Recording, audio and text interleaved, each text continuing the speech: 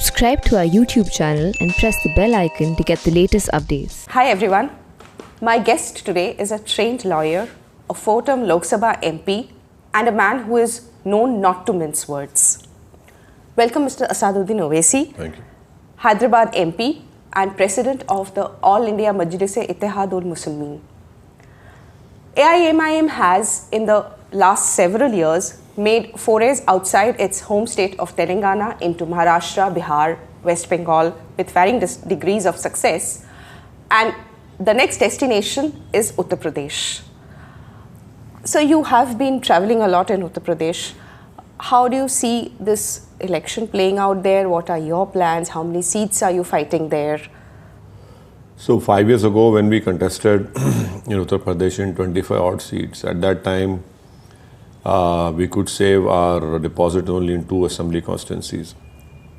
And our organization was very weak. But in last 3-4 years, our organization has been strengthened. We have done well in the local body municipal elections, Zilla Parishad elections. And so this time around, we hope to do well, and we hope to increase our vote share. We hope to win from Uttar Pradesh in these assembly elections. So as of now, I am still continuing with my travels in Uttar Pradesh, addressing public meetings, meeting my party members, and meeting prospective candidates. So the work continues. So how many seats are you fighting, sir, and what about alliances? So as far as the seat is concerned, our state president, Mr. Shaukat Ali, has announced that MIM is preparing to contest 100 assembly seats in Uttar Pradesh. As far as alliances are concerned, only time will tell whether we'll be having an alliance or not. But if we have an alliance, then of course the numbers of seats would be based on what we agree in that particular alliance. But I cannot tell you for sure that whether, as of now, any alliance will happen or not. But we'll have to wait for some more time. Sir, in UP these days, everybody is going to temples. It's being live telecast, and that's a part of the politics of almost all the political parties there. So do you see now a change in Indian politics where there is soft Hindutva and hard Hindutva? But Hindutva is an integral part of mainstream politics. Do you see that change happening? See, going to places of religious places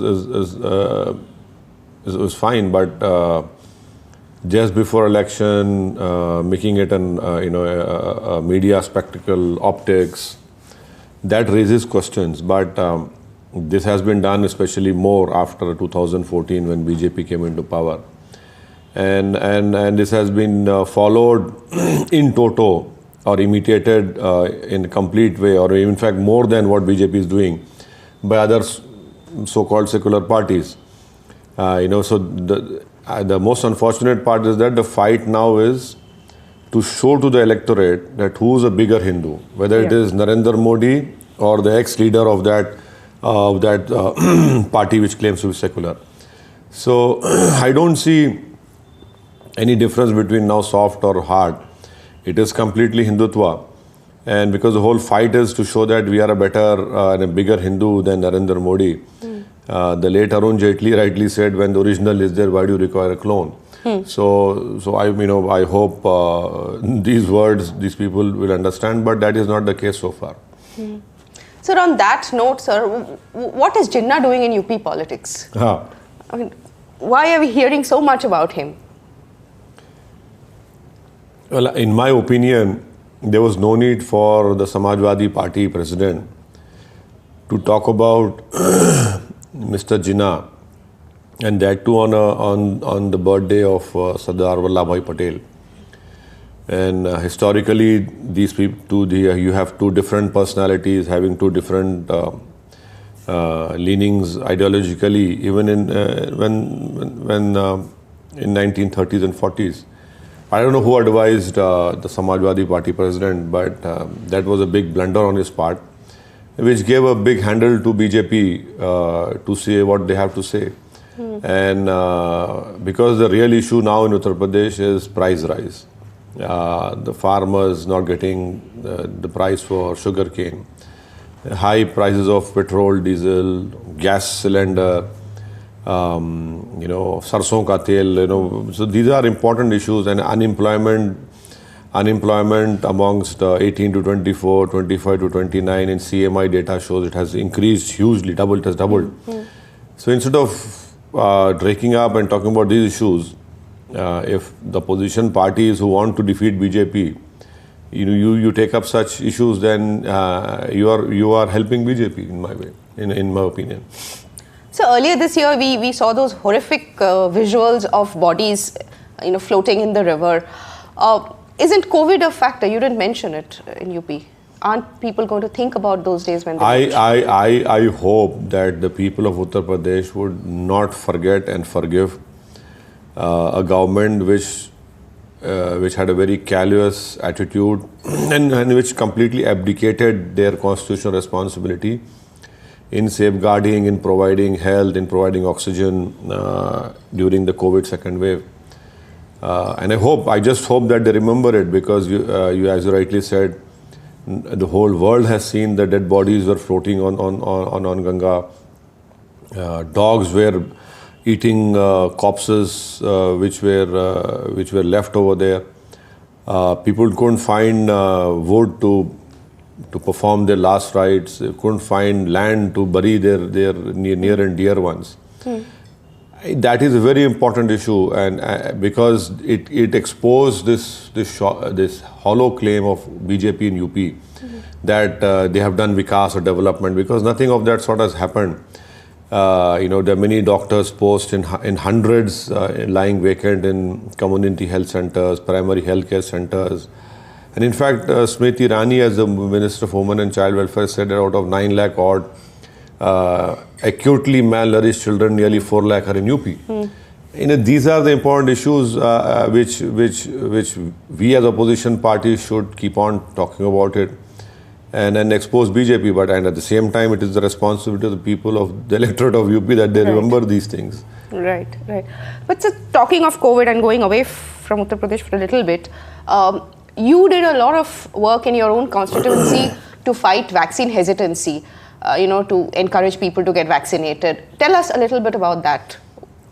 So not only vaccine hesitancy, but even when during second wave, I remember very clearly that I decided that I would go and get myself tested in a government testing center. And at that time, the then health minister was frantically, was calling me.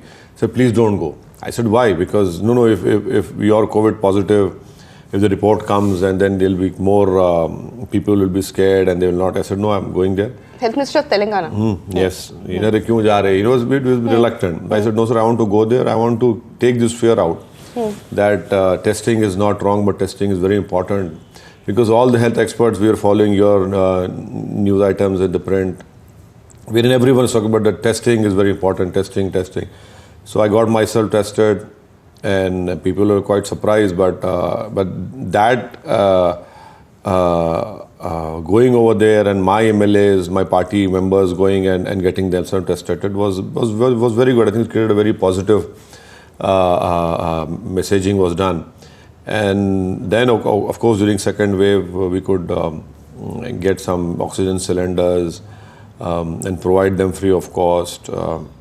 And at the same time, we had organized this telemedicine. We had helpline numbers. Getting people admitted in government hospitals, finding beds for them. So it was basically a very team effort of all my party members, my well-wishers, friends, and there were other NGOs also. I know who did a tremendous job, and but for their indulgence, their hard work, I don't think so. We would have been able to come out of that huge. It was like existential crisis for all of us. We don't know what's going to happen. But at the same time, we lost many people, many dear, good friends, many family relatives, many people who we know. But it was, it was like a bad memory or bad times. But anyway, I think so. People who worked hard, people who were there, people even now they appreciate. They said, at that time these are the peoples, these organizations were there who were coming to our homes and delivering us oxygen Even cylinders. I think Nishikant Dubey mentioned it that day. Yeah, I mean, not apart from those laborers which were stuck, who had come to Telangana or Hyderabad from different parts of the state. So we could send them food and make arrangements for them when the train started. But even I must thank the Telangana government that they arranged some financial help to those people, gave them food rations also. But it was a very testing and challenging time for everyone. Right. So coming back to UP, you tend to fight elections alone. In the past also you have mostly fought alone, and you're often in fact accused of benefiting the BJP. But in a sense, do you find yourself isolated? I mean, nobody wants to ally with you, or is it like you don't want to ally with everybody, others? What? So in Bihar, we were in alliance with RLSP of Mr. Kushwaha, which had Bahujan Samaj Party and 3-4 parties were there. During 2019 Parliament elections, we had an alliance with Bada Sahab, Prakash Ambedkar Sahab. In West Bengal, okay, we went alone. In UP, I had said on record that we are ready for alliance, except with Congress and BJP. So it's not that we want to go alone, but we want to fight elections. Come what may, we will be fighting elections. I cannot wait for an alliance to fructify. That does not mean that we don't want, or we are not we are reluctant, but it's not the case. But as a political party, I have to fight elections. We have been working in last 3-4 years, as I told you in your earlier question. So I owe a duty to my party organization, to my party members, and to the people who have worked for us and who want to vote for us. So be it. Whatever happens, we'll be contesting elections. But at the same time, this allegation which is being thrown at me, because of you this happened, that happens, which is completely untrue. There is no empirical data to back up all these false allegations. But at least people will know that who wants to ally, who doesn't want to ally, because after the results come, this will be clear. Would you do an alliance with SP? No, I have said I will not have an alliance with Congress and BJP. Now, whether it happens with the party which you have just mentioned or with other parties, only time will tell. But the Samajwadi leader has publicly made a statement that they will not have an alliance with my party. So be it. I have no issues with that. What do you make of Mamata Banerjee's attempts to do a Congress-less opposition alliance? See, for me, this is what you call a popcorn moment for me. Because I am enjoying this whole thing. Congress calling Mamata B team, Mamata calling Congress BJP's strong point. So I'm enjoying this moment. I said, okay, good, because for a long period of time, this was thrown at me. I said, okay, I'll take some rest before it comes back to me. So it was, it is great fun seeing all these things. And so Mamata going to Goa is not a problem. When I came to West Bengal, it was, why did you come? Who are you? You're Hyderabad based, and all these things were said. Now the TMC can go to Goa. Congress is using that same language which TMC had used. So it's all very amusing. But every political party has a right to expand their party, to contest elections. That is the beauty of democracy. And yes, why not? The more political parties, it is more better for the electorate. They have more choices, and they will vote according to their choice and what benefits them. So as of now, I don't know how much success will it lead for TMC. But we'll have to wait and see.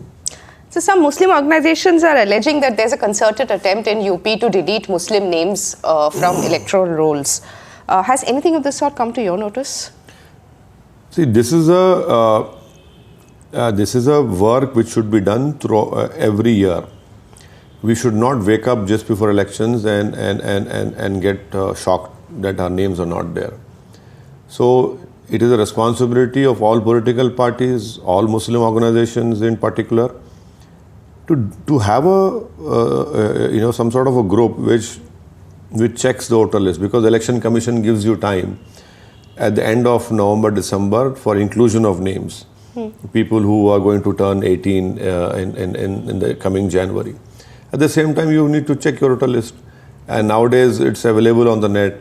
So this exercise, this hard work must be done by every organization. But unfortunately, we wake up after the final voter list comes. So maybe there are people who are deleting names by putting that form. I don't know what form it is. Form 7 or 8. Form 7 or 8. Wherein you put a form and say, okay, this person has died or has shifted from there. But it is our responsibility also as voters, as part of members of organization or responsible people to look at this. So why blame our opponents who are hell-bent on deleting our names? But at the same time, I hope the Election Commission will not allow such attempts to disenfranchise people who are living in that area and who have a right to vote in the elections. So you went to Bihar, you did well, West Bengal not so much. You're in UP now. What sort of a future do you see for your political party, and also in general? Is a political party that is that identifies itself only with a particular community, does it have a future, or what sort of a future does it have in India? Well, I won't use the word identifying with a particular community.